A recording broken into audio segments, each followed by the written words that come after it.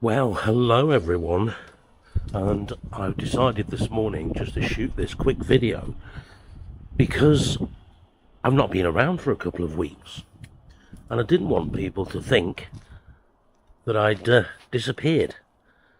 But no, what it was facing the challenge of the intense heat. And it's like, I live in the East Midlands, and so obviously we don't get a sea breeze or anything like that.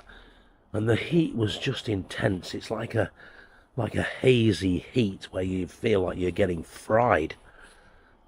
And it was just too hot to be landscaping this our garden. And I do want to get going. It's starting to cool down now, which is great.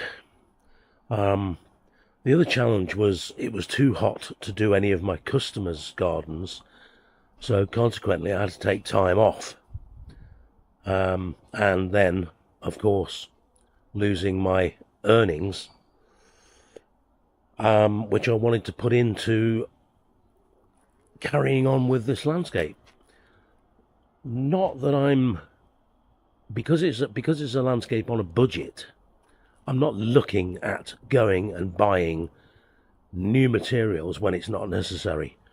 So, as in previous videos, I've been using what I've already got, i.e. these blocks, this false grass, and those slabs there.